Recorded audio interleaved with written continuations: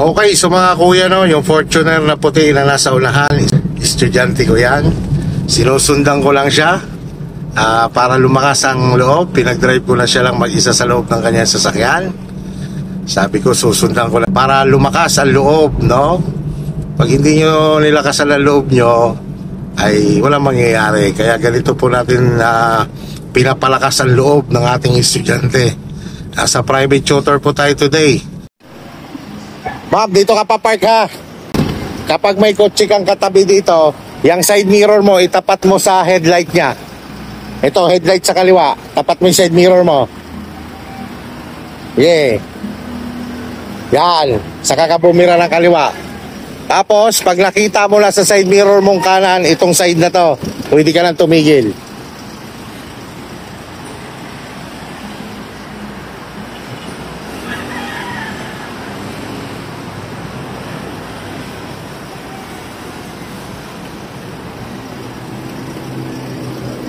Yan, dahil nga hindi mo kita ang kaliwa habang umatras ka, tama yung ginagawa mo.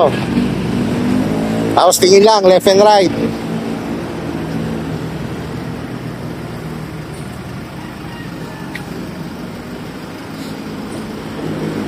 So hindi naman dumidikit sa kanan, diretso ka lang.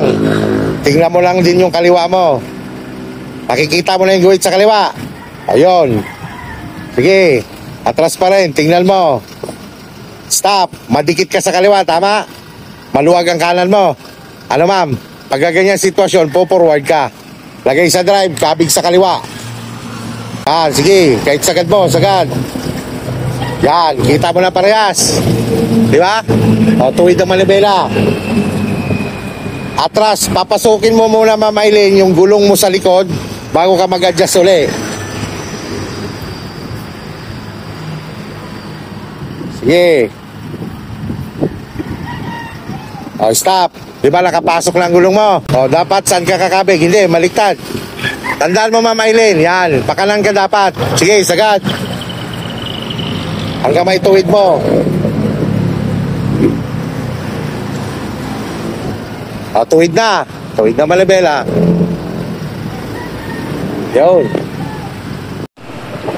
Okay, so kanina atin siyang ginaguide. Tingnan natin si ma'am kung magagawa niya na lang hindi natin siya i-guide. Yan, paparada siya dito sa tabi ko, sa kaliwa. Discarding niya na, sariling sasakyan. Ito ay nag-driving school pa muna sa amin ng 8 hours bago ito napunta sa private tutor. Tingnan natin kung sakto niya magagawa.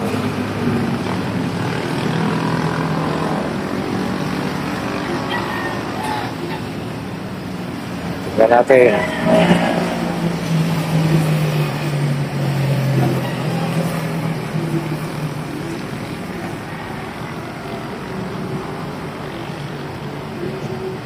Magaling na, marunong na.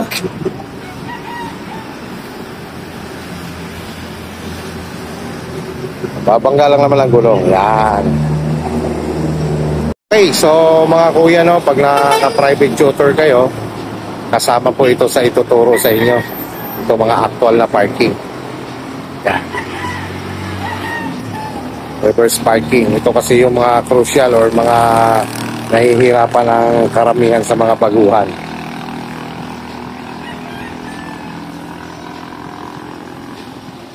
Yan. Hinahayaan na natin si ma'am pagkatapos natin siyang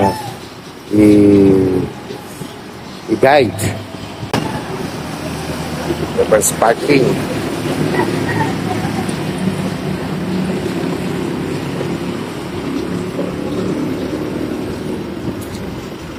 Okay, stop.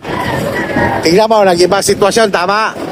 Tandaan mo yan, yung ganyang sitwasyon, kapag ganyan. Yun, tapos kakapig ka pa kaliwa, ha? Sagad.